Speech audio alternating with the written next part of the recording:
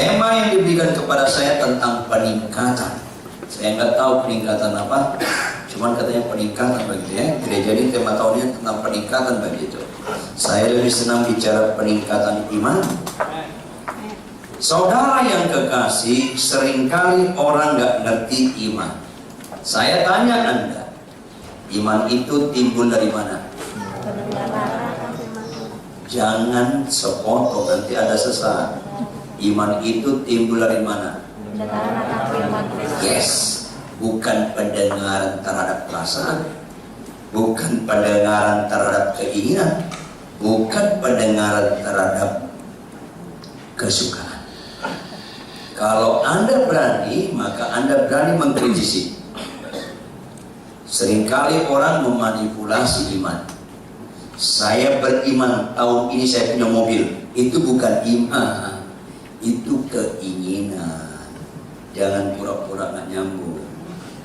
Saya beriman, tahun ini saya naik karir saya. Itu bukan iman, itu keinginan. Anda harus tahu, beriman itu pasti mengalami kesulitan. Mau meningkat imannya lagi, pasti mengalami penderitaan. Mau meningkat lagi imannya, pasti mengalami pengorbanan. Tanpa itu Anda nggak ngerti iman. Yuk kita buka Roma 4 ayat 18 sampai 25. Ayat 18 sampai 25. Saya ajak kita membacanya bergantian. Anda harus berani beriman yang tulus, yang jujur berdasarkan Alkitab. Roma pasal berapa saudara? 4 ayat berapa? 18 sampai 25. Kalau boleh saya rindu setiap Anda mau ibadah bawa Alkitab plus buku catatan. Kayaknya nggak rela. Kita gampang sekali lupa firman, apalagi kalau nggak mencatat. Saya mulai, sebab sekalipun tidak ada dasar untuk berharap, namun Abraham berharap juga dan percaya bahwa ia akan menjadi bapa banyak bangsa menurut yang telah difirmankan, demikianlah banyaknya nanti keturunanmu. Lanjut.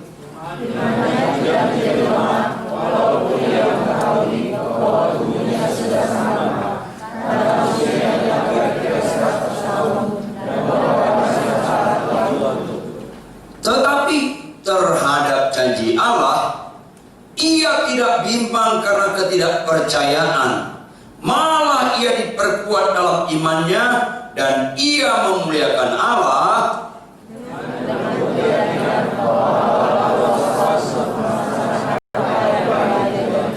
Karena itu hal ini diperhitungkan kepadanya sebagai kebenaran.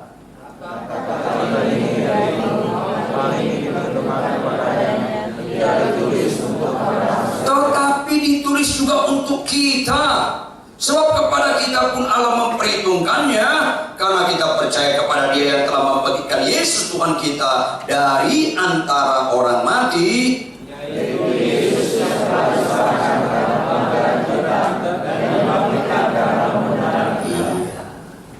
Siapa yang boleh menggunakan istilah Bapak beriman? Siapa itu? Abraham, bukan Daud, bukan Musa, bukan Daniel, bukan Paulus. Makanya orang Israel yang di sana itu keturunan Abraham secara lahiriah. Tapi keturunan Abraham secara rohani, kalau engkau berimannya militan di dalam nama Tuhan Yesus, itulah keturunan Abraham. Jadi Anda jangan terlalu menghormati orang Yahudi, saking menghormati nggak berani menegur. Saya setiap kali ke Israel, saya berusaha berdialog dengan para rabi-rabi. Dan orang Yahudi itu sombongnya auzubillah min dzalik. Lebih banyak orang Arab dan Palestina bertobat daripada orang Yahudi. Dan pura-pura nggak dengar. Rabi bilang apa? Pak Pendeta, orang Kristen itu tolol-tolol. Kenapa Rabi ngomong gitu? Kan nggak baik. Memang tolol katanya. Wah, mengapa? Masa datang ke tempat Yesus katanya Tuhan, tak tolong. Sama kami jangankan Tuhan, Nabi pun bukan itu Yesus itu. Itu penjahat. Betapa bodohnya kalian menyembah penjahat. Makanya kami salibkan. Itulah degilnya orang Yahudi. Ya, sampai sekarang jauh lebih sulit orang Yahudi bertobat daripada komunis bertobat. Makanya perlu ada perang Armageddon supaya mereka dikerubuti semua bangsa. Akhirnya mereka nggak mampu, baru teriak kepada Tuhan, baru Allah menyatakan diri lagi. Karena mereka ini super tegar tengkuk. Makanya ada orang Yahudi yang sudah bertobat, bukan nggak bertobat, yang sudah bertobat. Asal khotbah ke kami dia bilang apa? Saudara-saudaraku orang kafir. Kaget, masih istilah kafir itu masih tersisip sama mereka. Tahu nggak arti kafir? Hampir jadi manusia, itu kafir. Karena manusia sama mereka tergantung siapa sesembahannya. Kalau orang Yahudi Israel menyembah Yahweh, mereka manusia. Orang Kristen belum manusia. Karena menyembah tetangga kami, anak si Ucup, Yesus namanya, itu belum manusia. Apalagi orang Islam menyembah Muhammad, lebih rendah lagi derajatnya. Apalagi Buddha Hindu, sama mereka lebih rendah. Makanya kalau Anda ke Papua, menabrak anak Papua, Anda tahu kursnya anak Papua? Harganya 40 ekor babi. Satu anak Papua lu tabrak, ganti 40 ekor babi. Karena kurs nyawa anak itu 40 ekor babi. Itu yang diperlakukan oleh Israel. Satu orang Israel dibunuh, 200 orang Palestina harus mati. Karena kursnya lebih jelek daripada babi. Itu sama mereka. Sadis, sombong sekali mereka. Jadi jangan bunuh orang Israel. Yang ngebunuh pasti lebih banyak mati. Makanya ketika FPI taruh tanda tangan darah, mau diputus kumpul dana. Saya bilang, saya mau kumpulkan dana supaya lu pergi ke sana. Bilang pula 10 juta supaya habis lu sana. Orang Israel lucu-lucu sendiri. FPI melawan Israel turut berduka cita. Jangan terlalu sempurna lah bodohnya. Kalau lawan Israel, lu gak usah ngelawan Israel, lawan medannya aja lu susah lu. Medan sana padang gurunnya, mana ada padang gurun persoalan sulit, udah mati lu lihat padang gurunnya. Ngelawan Israel, ya saya dukung. Bila perlu 80 juta orang PPI kirim kan, supaya agak kurang macet Jakarta. Jauh lebih pintar daripada FPI. Orang-orang Syria, Arab, orang Mesir kalah, keok semuanya. Saudara yang kekasih, suka gak suka, Israel itu banyak liciknya, pintarnya di atas rata-rata. Tapi jadi sombong. Maka kita belajar iman dengan ketaatan Abraham. Perhatikan baik-baik. Iman timbul dari pendengaran akan firman. Bobotnya apa? Timbul. Bobotnya apa? Ulangi. Timbul. Kalau timbul itu belum beriman, masih awal iman. Firman apa yang diberitakan Allah kepada Abraham? Abraham, kau akan punya keturunan sebanyak bintang di langit, sebanyak pasir di pinggir lautan. Beriman gak Abraham? Beriman. Langsung langsung bunting gak sih sana? Enggak. Kalau Abraham umur 30, Sarah umur 20, perbedaan mereka 10 tahunan something. 30, istrinya 20. Kalau perempuan umur 20 menikah, masih ada dasar berharap hamil nggak? Masih. Hamil nggak Sarah? Enggak. Abraham umur 40, Sarah umur 30. Perempuan umur 30 masih ada dasar untuk berharap hamil nggak? Masih. Hamil nggak Sarah? Enggak. Ketika Abraham umur 50, Sarah umur 40, masih ada dasar untuk berharap hamil nggak? Masih. Hamil nggak Sarah? Enggak. Ayo dong belajar jujur beriman lah.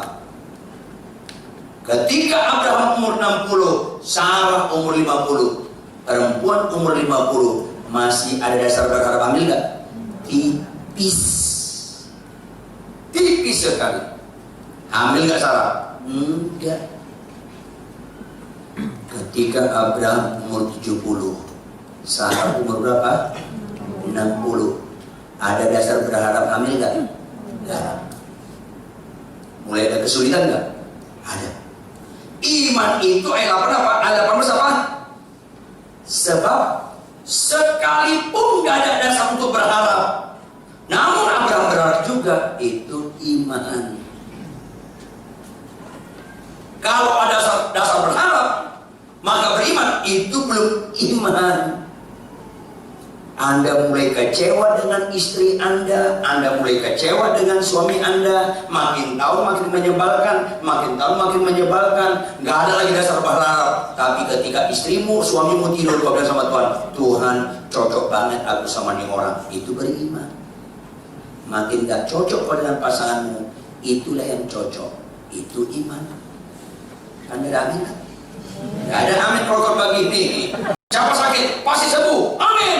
Itu bukan iman, itu gunung kami. Ayolah, aneh-aneh sekarang. Standar iman orang Kristen sama dengan orang dunia. Anda belajar beriman kalau nggak ada lagi dasar berharap.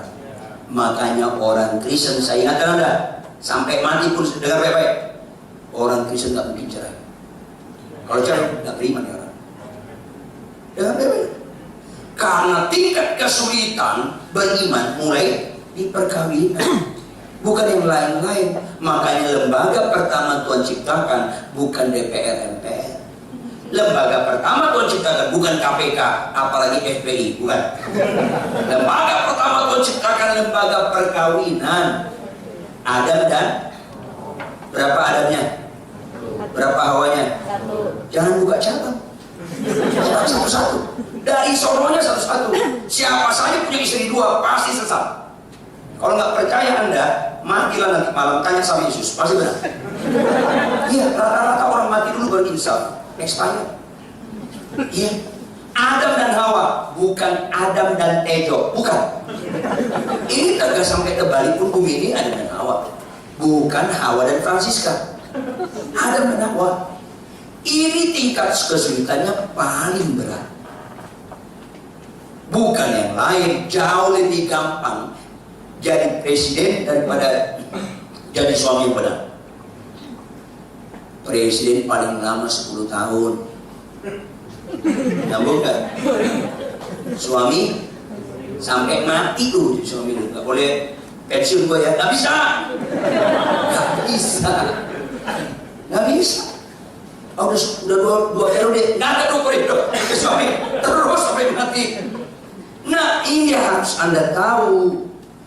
Laki-laki dan wanita itu bukan sekedar beda. Dengar baik-baik, pernikahan yang paling cocok, menikahlah dengan yang gak cocok. Apa itu?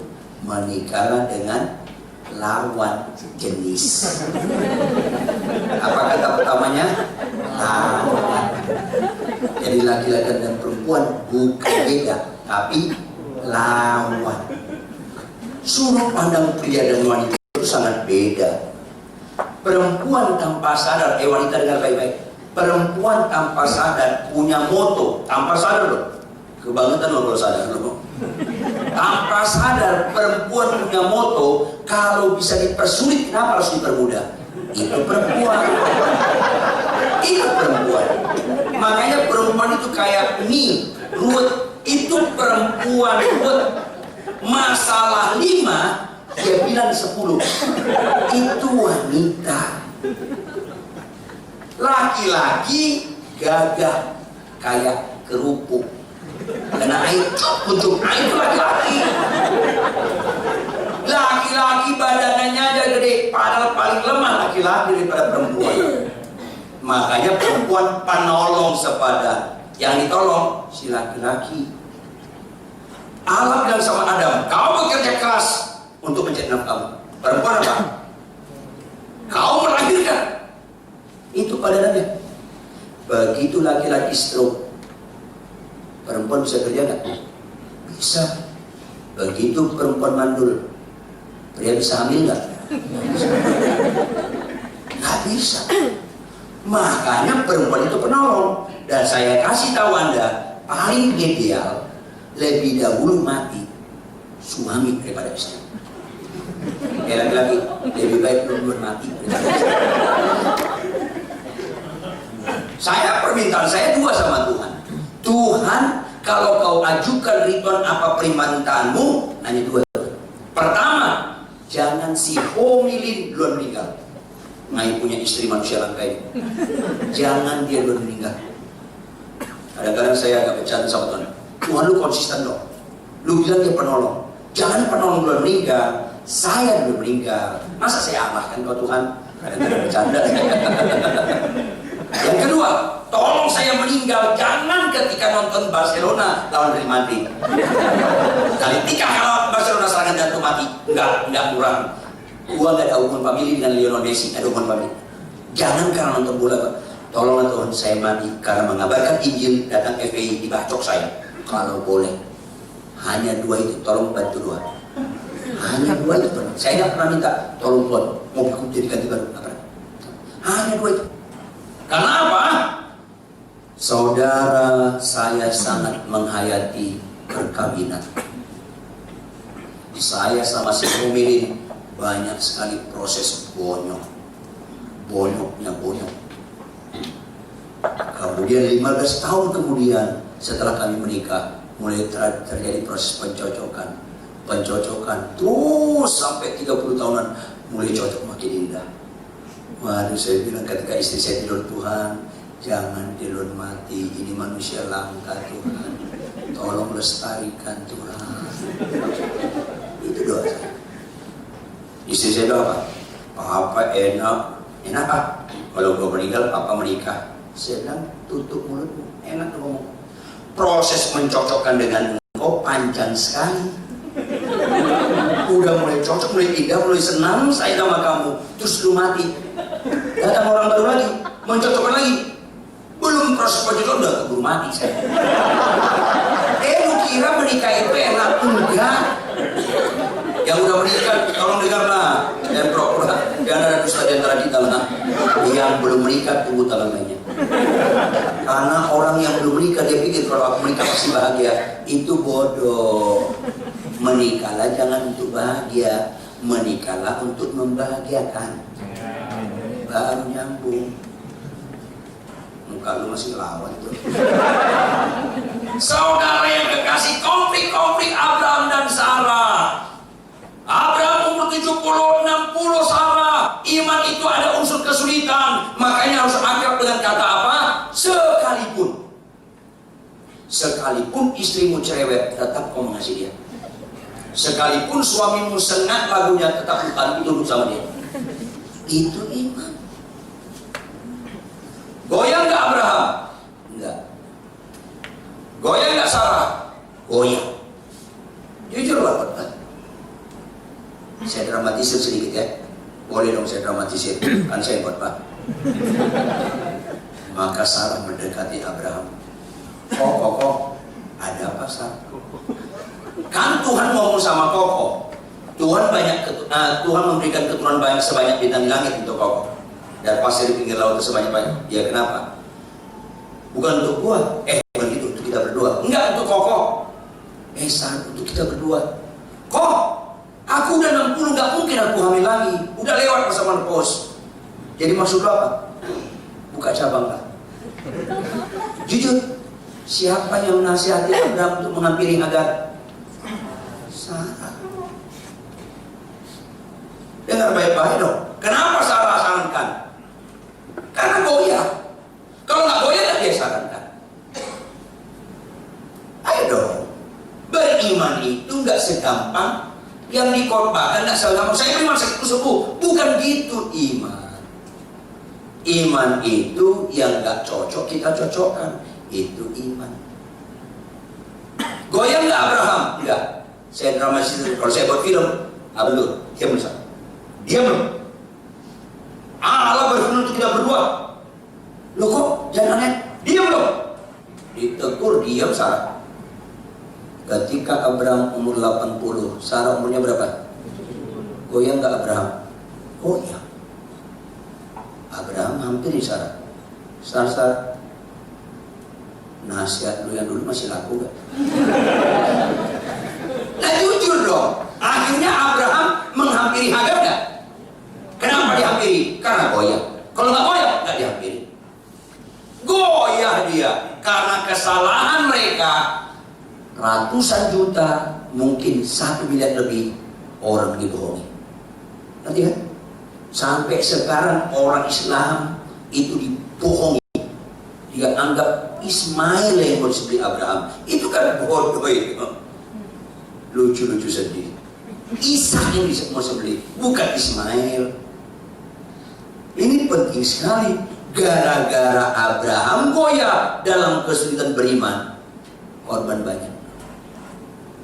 Jangan lupa, apapun goyahnya imanmu, tantangan imanmu, jangan goyah. Karena berdampak sama keturunan kita. Ini penting. Akhirnya Hagar hamil nggak? Hamil. Sukacita nggak Sarah? Menderita dia. Karena Hagar mulai ngelunjak. Tadinya dia panggil nyonya. Sekarang apa? Cik. Dia panggil cik sekarang. Ya lu kok sih? Iya cik. Kok Abraham ini bisa sama gua? Lu kan mandul. Waduh sakit sekali. Sekalipun gak ada dasar untuk berharap, walaupun lu gak ada dasar untuk melanjutkan pernikahan Anda, lanjut terus. Itu iman. Bukan soal sakit sembuh iman. Hal yang gak cocok kita taat itu iman. Lihat ayat 19. Ini bukan saja kesulitan, tapi penderitaan. Karena apa ayat 19? Imannya tidak menjadi lemah. Berikutnya apa? Walaupun. Pertama apa ayat 18? Sekalipun. Yang kedua apa? Walaupun. Lebih berat lagi tantangannya. Karena mau naik kelas imannya. Apa itu? Walaupun Abraham mengetahui bahwa tubuhnya sudah sangat lemah. Karena apa? Usia Abraham telah kira-kira 100 tahun. Berikutnya apa? Bahwa rahim Sarah telah tertutup. Berarti bukan saja nggak ada dasar untuk berharap, sempurna sekali nggak ada dasar untuk berharap. Karena ayat 18, pada Abraham nggak ada dasar, pada Sarah nggak ada dasar berharap. Tapi ayat 19 pada dua-duanya. Abraham sudah kungkung 100 tahun. Berarti Sarah umurnya berapa? 90 tahun. Datang Allah. Abraham. Ya Allahku dan Tuhanku. Saya dramatis lagi sedikit ya. Tahun ini istri Sarah gunting. Jawab, Sarah dengar gak? Sarah dengar gak? Apa sikap Sarah? Ketawa, sukacita, haleluya atau sinis? Sinis. Allah aneh. Kalau umur 30 gua hamil gua bangga, 40 hamil gua bangga, 90 tahun hamil, apa kata dunia? Itu bukan kebanggaan, kehinaan. Ngerti gak? Mana cocok umur 90 tahun hamil? Maafkan saya kalau ada ibu Anda umur 65 tahun. Saya minta maaf ya, ini misal. Papa Anda masih hidup, mama Anda masih hidup. Malam-malam dia tidur. Dia bilang papa lo, papi. kayaknya gua hamil. Muka papa lo gimana? Langsung dibully mak kita. Mami, tidur. Jangan nenek. Papi, gua hamil. Lu kesambet apa? Jengkel. Papi gimana? Lu kesambet ya? Kesel pasti papa. Dipegang tangan papa. Nih, pegang di perut. Mak, gede. Itu kan gua hamil. Mami, itu bukan hamil. Tumor. Pastilah. Ayolah. Kalau nggak percaya tolong praktekin. Atau Anda lihat perempuan umur 60 tahun, gua usah 60 tahun lu hamil. Bukan kebanggaan. Suami lu paksa suami lu, papi, tolong periksa ke dokter kandungan. Enggak, ke dokter tumor. Lu penyakit tumor. Papi ini hamil, lu jangan gila ya. Gua nggak mau. Papi, oke. Akhirnya pergi ke dokter kandungan. Muka dokter kandungan udah ngebully langsung. Ngapain? Langsung gitu. Kalau nggak percaya, tolong nanti bersandiwara nomor 60, lu taruh sarung, lu datang. Dokter kandungan aneh, sana bagian tumor penyakit anus.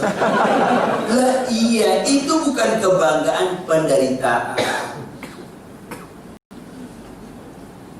Pak, bawa ke sana. Dok, saya yakin dia nggak hamil. Kenapa lu bawa ke sini? Istri gua ngotot. Tolong periksa dok. Ini supaya dia tahu dia bukan hamil. Kalau gue yang tahu dia nggak percaya. Oke deh. Akhirnya terpaksa dokternya meriksa. Begitu periksa hamil. Kagum nggak dokternya? Enggak. Dia tatap Anda. Geleng-geleng nggak pernah.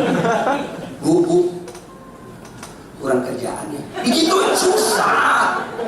Apalagi 90 tahun.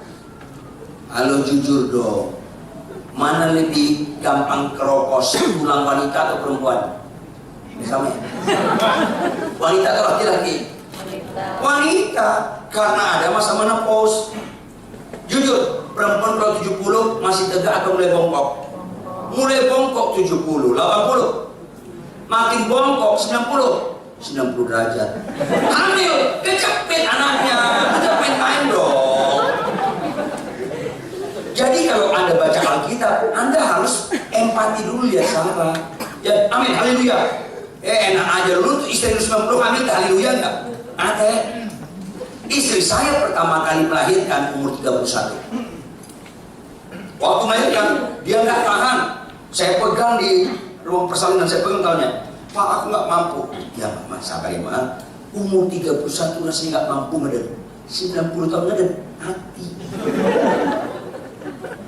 Jadi itu penderitaan. Allah ini aneh. Dia mau 40 tahun lah hamil. Kan keren. 90 tahun, aduh. Gua dulu waktu mandul dia aja Sarah, udah 90 hamil. Dia aja juga itu. Ya, menderita. Taruh akhirnya lahir. Sisa.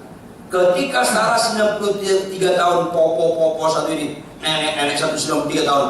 Bawa anaknya umur 2 tahun jalan-jalan. Kan wajar nggak nanya, Popo, itu cucu keberapa? Wajar. Karena seringkali dijawab, kesel Anda. Cucu anak apa? Makin sini serem. Popo, udah mau mati bohong aja loh. Susah. Makanya kalau belajar beriman itu yang ini jujur. Bukan sakit sembuh, aku jadi kepala bukan ekor. Selalu jabatan, itu bukan jabatan, itu keteladanan hidup. Salah kaprah kita semua. Itu tidak mudah. Berikutnya kata kuncinya ayat 20.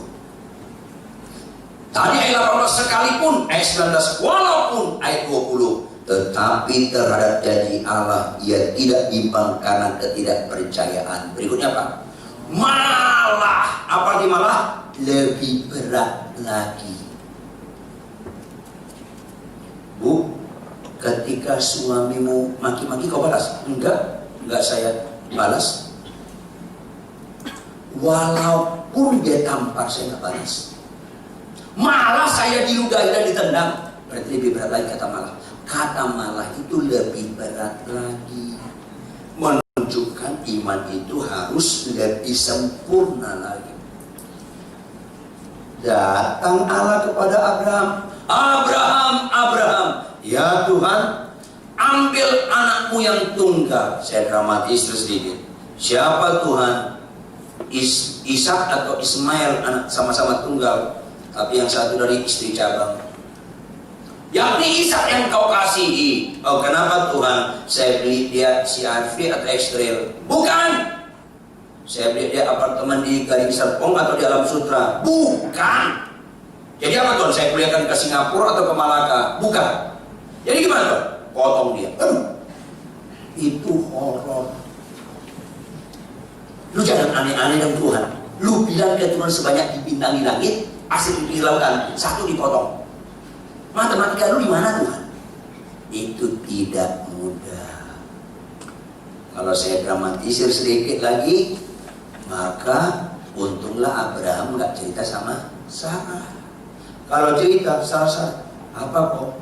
Tadi malam Allah berbicara lagi sama gua. Yang jangan nanya, gua nggak mau hamil lagi. Gua nggak mau hamil lagi loh. Kita pun hamil lagi, kan serem tuh. Gua nggak hamil. Bukan hamil sah. Apa itu? Haleluya. Allah berfirman sama saya. Haleluya apa? Apa iman firmannya? Anak kita yuk kita potong. Lu langkai mayat gua. Gua umur 90 tahun buntingin dia, lu suruh potong. Gila lo. Kalau nggak percaya praktekin nanti. Ya nggak bawa istri pulang. Haleluya mami, aku dengar firman. Apa itu papi? Anak kita dua, pilih salah satu kita potong. Lu gila nih. Itu sampai apa? Halo, ayo dong. Anak saya dua, si Aseng Huta Barat dengan si Amoy Huta Barat. Kalau Tuhan bilang sama saya, Ridwan anak lu kan dua, ya Tuhan berapa? Besok pagi ambil salah satu dari Bandung. Ya kenapa Tuhan? Malam-malam jam 12 malam bawa ke pelakir Pondok Indah, potong dia bagiku. Langsung bilang nggak mau. Lo potong? Nggak mau. Pasti sedang nggak mau. Makanya suara itu nggak pernah datang ke saya. Sama Lungkis. Ridwan Huta Barat tidak pernah jadi bapak orang beriman. Cucunya beriman saya. Bukan bapak, Lungkis bapak. Potong anak itu. Halo, kok malah jujur walaupun nggak disukai. Tapi itulah iman.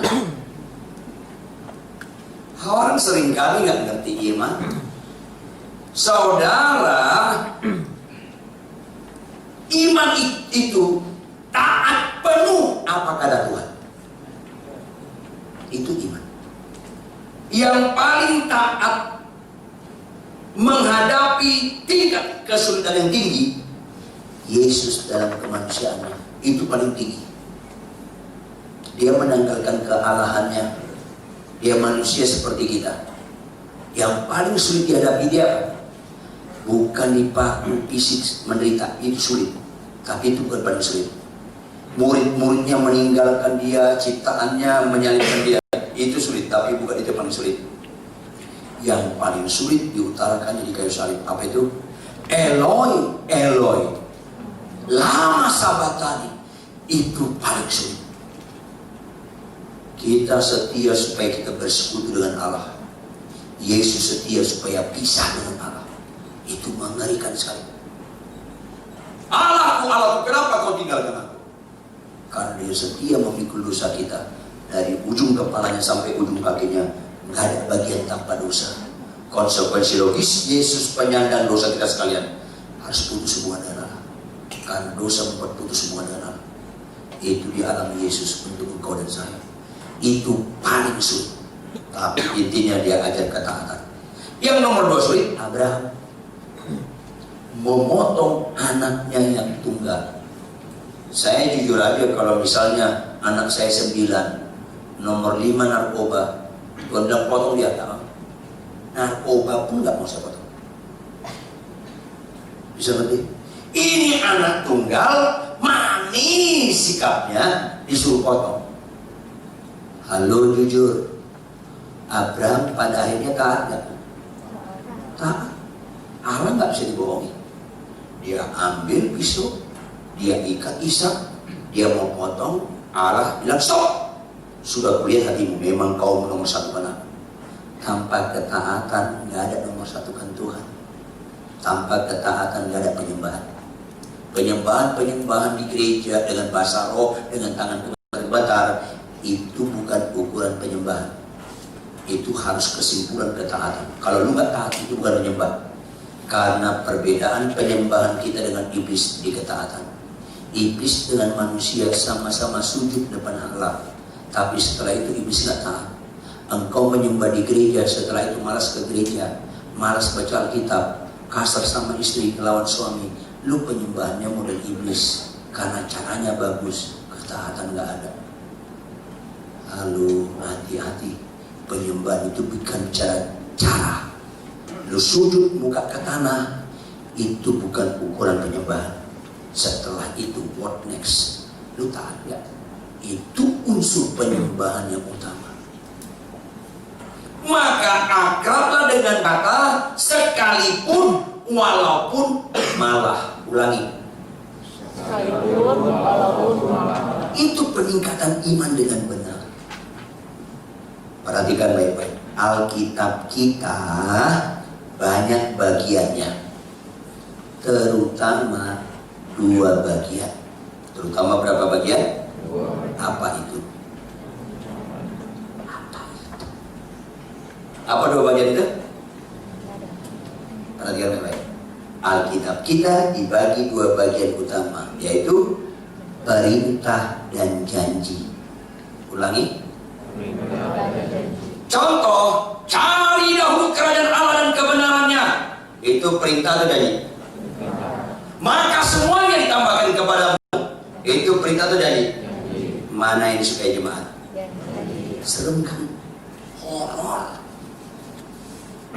Kalau kita pegang janji lupa perintah, Tuhan hanya dari Tuhan diucapkan. Secara etika praktis sehari-hari, Tuhan babu kita, budak kita. Dia jadi objek, kita jadi subjek. Ini mengerikan. Ini mengerikan. Allah berfirman, Abraham, kau akan punya keturunan sebanyak bintang di langit, sebanyak pasir di pinggir lautan. Itu perintah atau janji? Abraham, ambil anakmu yang tunggal, sembelih dia bagiku. Itu perintah atau janji? Di mana Abraham lulus disebut bapak beriman? Di janji atau perintah? Di perintah. Tangkap dong. Orang gak mau terus mencari wajah Tuhan supaya mencintai Tuhan. Contoh, kita punya pembantu. Pembantu kita bilang, Mbak, bersihkan rumah kami menurut standar kami. Masak di rumah kami tidak boleh pakai micin, garam sedikit. Itu perintah atau janji? Perintah. Itu kesukaan dia atau kesukaan kita? Tapi kalau kau lakukan, Mbak, 1 tahun kemudian kami beli kau motor. Itu perintah atau janji? Janji. Itu kesukaan dia atau kesukaan kita? Iya. Tapi perintah Tuhan kesukaan Tuhan. Janji Tuhan kesukaan kita. Mana lebih mulia, kesukaan Tuhan atau kesukaan kita? Apa arti iman yang seri, yang benar? Ketika kesukaan Tuhan jadi kesukaan kita. Tangkap nih. Untunglah Anda sebelum mati dengan firman hari ini.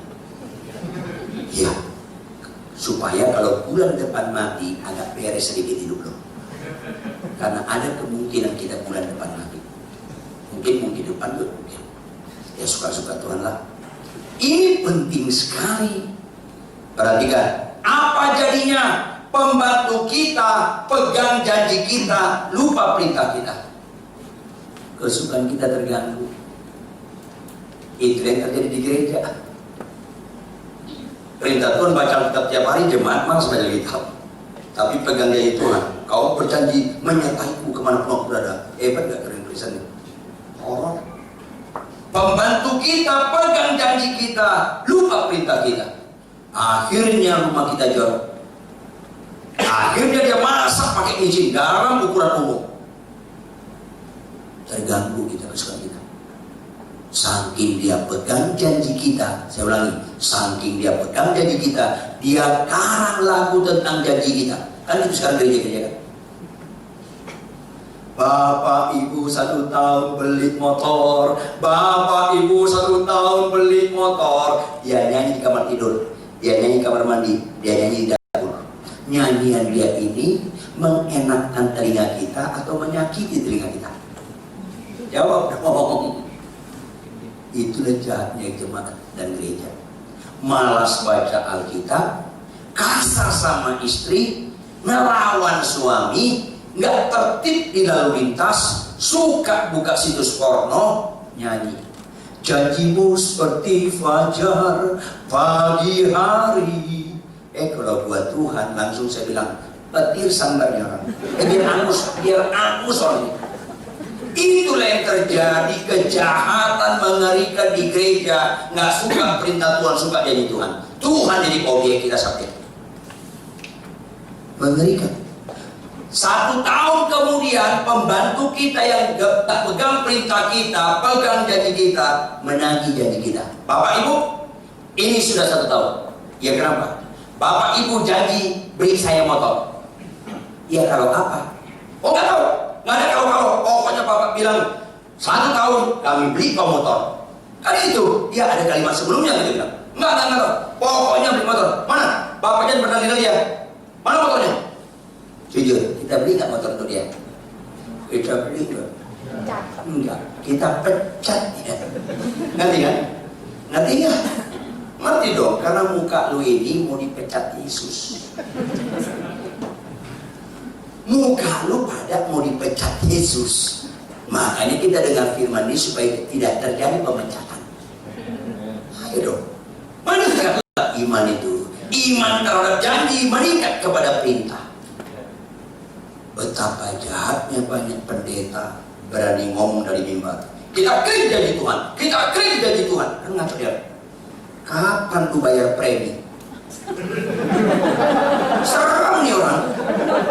Yang bayar premi Yesus. Kenapa lu yang klaim? Aduh, sama saya ini sakit dan gila. Tapi orang nggak sadar. Jemaat ikut. Ya kita klaim. Kita sudah kesurupan semua ini. Yang lu klaim perintah Tuhan, bukan janji Tuhan. Ngeri sekali yang terjadi. Pendekatan kita kepada orang yang pribadi yang berkorban tidak meminta, memberi. Coba anak kita masih kecil, umur 3 tahun, jalan-jalan nyemplung ke kolam renang, megap-megap dia mau tenggelam. Ada anak SMP lihat, aduh kasihan sekali, dia tak pintar berenang, tak kira kasihan, dia lompat, dia angkat anak kita. Kita kasar terus anak kita di pinggir diangkat dia lemes terus dia mati di kolam renang. Orang tuanya sedih, ketika di rumah duka nangis orang tuanya. Jujur, cocok nggak kita tuntut orang tuanya? Bapak, Ibu, bosan nangis? Lu ada apa? Anak Bapak Ibu nolong anak saya kurang cepat. Diminum tuh air rupanya, kami ke rumah sakit. Mana dananya? Cocok nggak? Cocok nggak? Hanya 1 kurangnya, kurang ajar. Lah iya dong, orang berkorban lalu nuntut, digebukin sekampung loh. Yang terjadi apa? Kita berlutut di rumah duka. Bapak Ibu luar biasa, anakku berkorban. Anak lu gak pintar berenang, nolong anak saya sampai anak saya tertolong, anakmu mati. Bapak Ibu, aku yang biayain penguburannya. Apapun yang kalian butuhkan yang bisa kuberikan deh. Itu pendekatan kita kepada berkorban. Tuhan Yesus berkorban. Lain dengan Tuhan-Tuhan yang lain. Tuhan-Tuhan yang lain gak ada berkorban, nongkrong doang. Tangkap dong. Saya bingung, kok orang Islam sembahyang subuh, orang Kristen ngorok semua. Bingung saya. Benar-benar bingung. Yang ngorok dengan bebek. Benar-benar bingung saya. Orang Islam sembahyang subuh, lu ngorok. Makin keras azannya, makin keras ngorok lu. Kenapa nggak mandi aja lu? Saya bingung benar-benar. Jangan sok akrab kita sama Tuhan. Tuhan kau baik. Iya baik-baik. Tapi membuat kau berubah baik. Bukan lunjak. Itu yang terjadi. Kejahatan mengerikan sedang dilakukan warga gereja. Tanpa sadar. Kebanyakan kalau sadar. Sudah malas baca Alkitab. Disuruh Tuhan baca Alkitab nggak mau. Disuruh memberikan perpuluhan nggak mau. Pergilah beritakan Injil, nggak mau. Perintah-perintah Tuhan nggak mau. Begitu kita liburan ke Bali, kita suruh Tuhan. Hebat kita. Tuhan, kami mau liburan ke Bali. Lindungi kami. Malaikat Tuhan berpasukan menjaga pesawat kami. Tuhan bilang apa? Iya bos, iya bos, iya bos, iya bos. Jangan lu pecat gue ya, iya bos. Bentar sama lu. Aduh, saya malu minta sesuatu sama Tuhan. Aku rindu apa? Tuhan, apa yang kau inginkan untuk melakukan? Itulah pendekatanku kepada Engkau Tuhan. Karena segala-galanya sudah kau lakukan di kayu salib, sedikit pun tidak ada lain. Sehingga Tuhan ucapkan di kayu salib, sudah selesai. Kok kita bilang, belum Tuhan. Hebat enggak? Kita maunya nyalikan Yesus 2 kali, tidak perlu 3 kali. Kita ambil tali langsung, kita lempar ke surga. Turun lu Yesus. Gua salibkan lagi 2 kali. Kan itu tambah sadar itu. Seolah-olah dia belum selesai. Ini mengerikan. Maka saudara, tingkatkanlah iman Anda. Kalau Anda mendengarkan firman Tuhan tentang janji, itu belajar beriman. Belum beriman, tapi belajar beriman. Tapi kalau kau dengarkan perintah Tuhan, kau taati, itulah beriman. Perhatikan, kita balik. Pembantu kita pegang perintah kita, lupa janji kita. Akibatnya apa? Dia bersihkan rumah kita menurut standar kita, walaupun dia capek. Akibatnya apa? Dia masak tetap tidak pakai micin, walaupun rasa dia nggak enak. Garamnya tetap sedikit, walaupun rasa dia itu hambar. Tetap dia lakukan perintah kita. Janji nggak dia pegang, nggak dia ingat-ingat. 1 tahun kemudian, dia yang nggak pegang janji, nggak nagih janji kita. Halo, kita beli motor nggak? Kita beli. Apalagi Tuhan yang sempurna. Jangan kau ingatkan dia akan janjinya, karena Tuhan gak pernah lupa ingatan. Jangan pernah kau arahkan dia untuk menepati janji, karena dia gak perlu pengarahan lo. Kita yang perlu pengarahan dia. Maka mulai engkau tingkatkan imanmu. Berangkat dari janji kepada perintah, lengkapi dengan 3 kata, sekalipun, walaupun, malah. Mulai di mana? Di perkawinan. Karena tingkat kesulitan yang paling tinggi di situ. Mau lihat rohani saya, jangan lihat waktu khotbah. Mau lihat rohani saya, tinggal di rumah saya 6 bulan. Lihat sehari-hari saya. Kalau istri saya kurang hemat berkata-kata atau kurang hemat, boros. Buka mulut kan saya. Itu proses panjang. Hampir 12 tahun kami konflik. Tahu Anda, tidak ada pasangan yang sempurna. Yang sepakat katakan amin. Lebih dalam, siapa istrimu, siapa suamimu, minimal pasanganmu memiliki 2 sifat yang paling Anda jengkelkan itu pada pasanganmu. Minimal 2, bisa 8, bisa 20. Makin tinggi tingkat kejengkelan dari pasanganmu, makin tinggi tingkat kecocokanmu sama dia dan tingkat kebanggaanmu pada dia. Itu iman. Konsistenlah. Makin gak cocok, itulah paling cocok. Makin gak cocok, cocok. Makin gak cocok, cocok. Itu iman. Makanya itu yang pernah mungkin saya kasih ilustrasi di sini. Ada 2 ibu, ada berapa ibu? Anak mereka sama-sama sekolah di SMAP BPK Penabur. Anak mereka lulus dua-duanya. Dua-duanya cari kuliah. Anak ibu A tembus kuliah di Harvard University. Pernah Harvard? Aduh, gampang nggak masuknya? Susah. Gampang nggak kuliahnya? Susah. Gampang nggak lulusnya? Serba susah. Ibu B anaknya tembus kuliah di UBT. Pernah dengar UBT? Saya dramatis sedikit ya. UBT, Universitas Baru Terdengar. Saya korban kan tuh. Gampang masuknya, gampang kuliahnya, gampang lulusnya. Lu nggak usah hadir pun asal bayarnya lancar, lu lulus. Jujur, ibu yang mana yang bangga terhadap anaknya? Jawab dong. Ya, konsisten dong. Bu, anak ibu kuliah di mana? Di Harvard dong. Benar di Harvard. Wih, bangga. Ibu yang satu minder. Kalau ibu, anak ibu kuliah di mana? Mana? Yang jelas kurang jelas.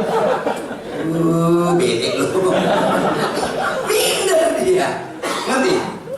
Lu makin sulit sama istri lu, makin sulit sama suami lu, makin bangga Tuhan. Karena lu lagi kuliah di mana? Cerdas lu.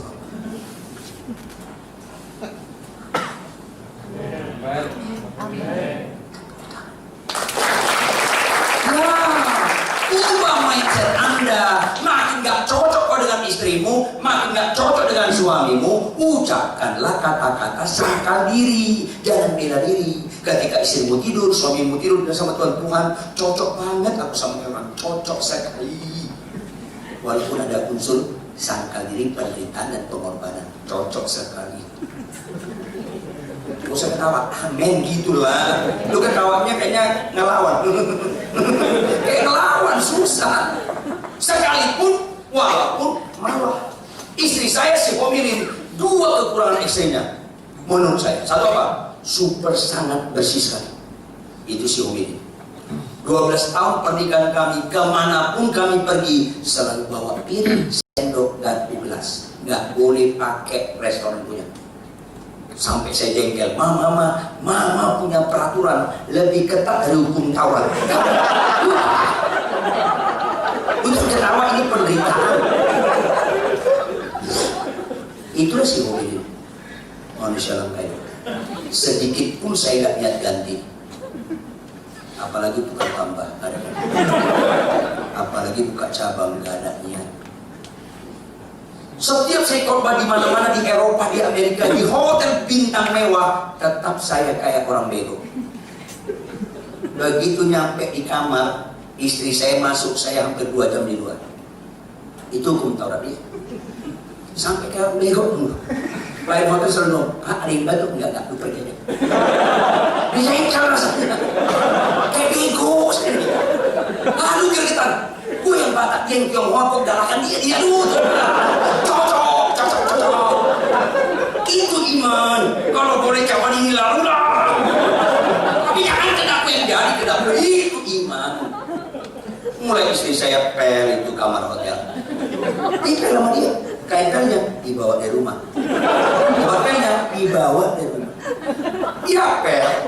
Dia sikat seluruh tembok kamar mandi, dia sikat. Kayak pegawai baru nih. Betap dia sikat, kloset dia sikat bersih-bersih. Kalau waktu sama anak saya, papa, kelamaan aku dengan dong. Sampai. Ini rasanya udah gergetan mau meledak. Kalau film kartun udah keluar asap bersih.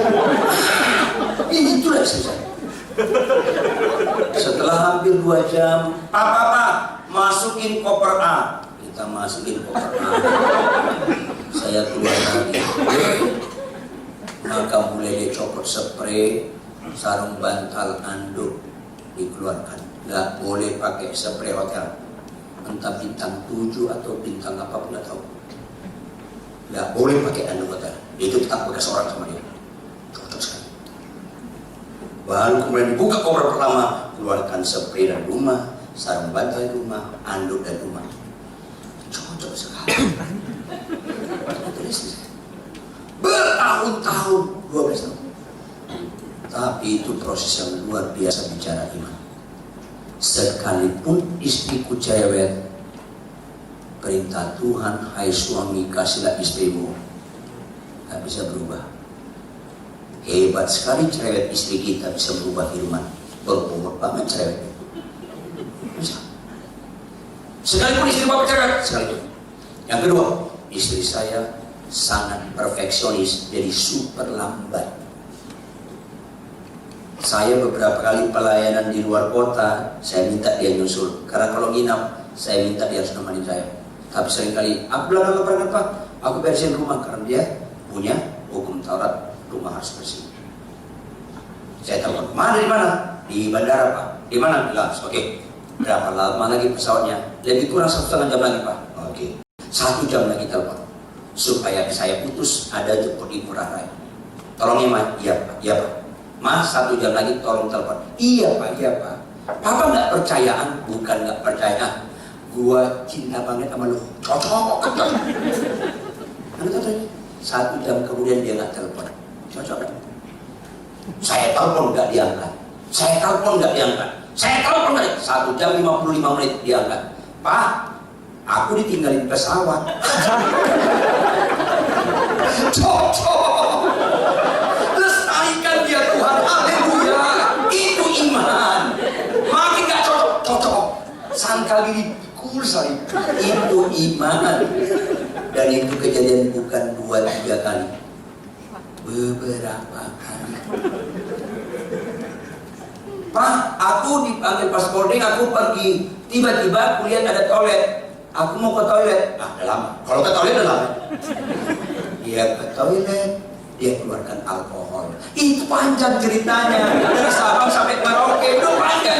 Dia udah pasti pesawat lari lah. Lu bukan ditinggalin pesawat, lu yang tinggalin pesawat. Gak mungkin pilot bilang sabar para penumpang, ibu pemilik lagi bersiap.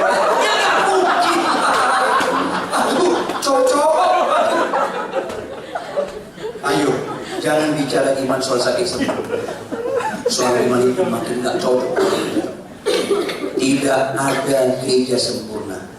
Apapun kekurangan gereja ini, lu jangan pindah-pindah gereja. Setia di gereja ini.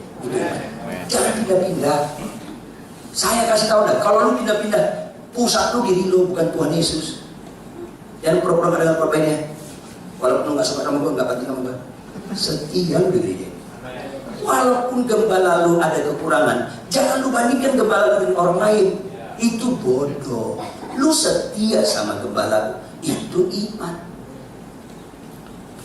Oh, Pak Rikon gedenya mana? Kenapa? Aku gak cocok sama gembala lu. Enggak. Kalau lu gak cocok sama gembala lu sama gue juga gak cocok. Langsung begitu. Saya selalu mentahkan kalau orang pindah gereja ke saya. Selalu saya mentahkan. Kalau gak percaya lu telepon sama gue bentahin dong. Iya bukan ya? Mana pernah lu cocok sama gue? Kalau lu gak cocok sama gembala lu, sama siapapun lu gak, bukan gembala lu yang gak beres, lu yang gak beres. Tolong tersinggung. Iman itu setia. Ini penting. Penutup. Ketika saya ngajar sekolah teologi di program S2, ada di situ orang Tionghoa, kritis, pintar sekali, tamat dari ITB, tamat dari UI, masuk kuliah teologi. Saya bilang, kenapa masuk nih orang? Apa dia bilang? Pak Rikon, saya mau tanya. Oke. Jadi iman itu sekalipun walaupun malah, iya. Sekalipun istri bapak cerai, bapak tetap sayang, iya. Karena perintah Tuhan. Hai suami, kasihlah istrimu. Saya mengasihi istri saya bukan karena kelakuan dia. Saya mengasihi istri saya karena saya membangun ketaatan sama Tuhan. Saya mengasihi istri saya bukan karena kelakuan dia. Karena kelakuan dia bukan penentu, karena dia bukan Tuhan. Yesus penentu. Oke. Walaupun dia lambat, walaupun. Oke, Pak Ridwan. Kalau dia berzina, bagaimana? Kaget saya. Kaget saya. Saya nggak nyangka pertanyaannya. Kalau dia berzina, Bapak tetap mengasihi dia. Wow. Saya nggak kebayang si homilin berzina. Apa dia bilang? Pak Ridwan, itu bukan jawaban. Lu jangan kocokin gue sih. Apa dia bilang? Itu pun bukan jawaban. Mas Tuhan, kenapa ada orang ini tuh? Baik, saya diam sejenak. Saya berdoa, Tuhan, saya nggak pernah pintar, tapi mohon iman. Jadi saya bilang sama dia, oke, kalau gitu arahkan saya. Arahkan apa Pak? Ini perhatikan. Saya tanya Anda, kalau istriku berzina, jahat nggak dia? Dia jahat dong Pak Ridwan. Oke, pegang. Pegang ya, jangan lupa. Dia jahat ya? Dia jahat dong. Oke. Kalau istriku berzina, dia ikuti godaan setan dan penggembalaan setan nggak? Ya dong, makanya dia berzina. Oke. Sekarang arahkan saya. Sebaiknya saya terpengaruh kejahatan istri, saya hormati pekerjaan setan dan penggebalan terhadap istri, atau saya tetap terpengaruh oleh firman Tuhan dan menghormati Tuhan? Arahkan saya pilih mana? Dia diam. Langsung dia berdiri, dia tarik ke dirinya langsung. Jadi Pak Ridwan, kalau istriku berzina aku tetap mengasihi dia? Iya. Tangkap. Hebat sekali perzinahan pasangan membuat perintah Tuhan kita batalkan. Sempurna sekali pekerjaan setan dalam rumah tangga kita kalau itu. Jangan pengaruh setan sama pasangan, kita ikuti pengaruhnya. Sekalipun istriku berzina, hai suami, kasihlah istri, tidak bisa dibatalkan. Karena kejahatan istri gak punya kekuatan merubah. Kuasa iblis gak punya kekuatan merubah firman itu. Maka saya tidak mau terpengaruh oleh setan. Saya tetap terpengaruh sama Yesus, sekalipun, walaupun marah. Maka tingkatkanlah imanmu bukan pada janji Tuhan, pada perintah Tuhan. Sekalipun kita ngantuk, walaupun kita capek, malah kita kurang sehat, tetap bangun pagi baca kitab. Mulai setia yang kecil-kecil itu, yang kecil-kecil itu lu setia.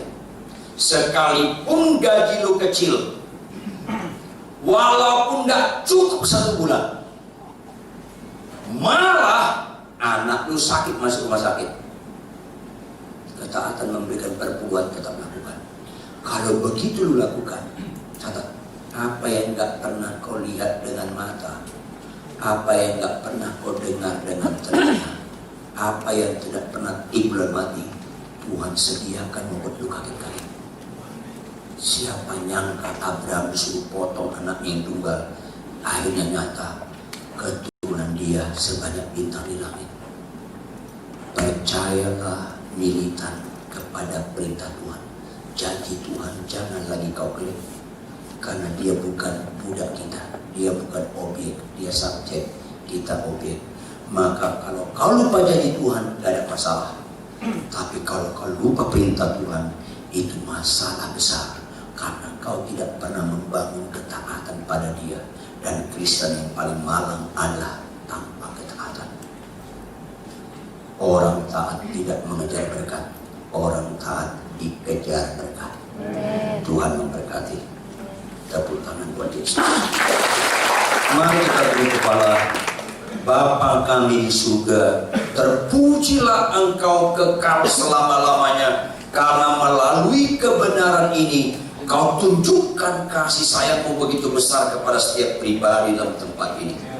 Karena kebenaran firman ini menunjukkan tidak ada satupun di antara mereka anak murahan atau anak gampangan. Mereka anak pilihan. Walaupun konsekuensinya mereka harus angkat firman ini, dan mereka harus militan memegang perintah Tuhan dan mau berjuang sampai keluar air mata ketika mentaatinya, bahkan bila perlu mengorbankan nyawa kami.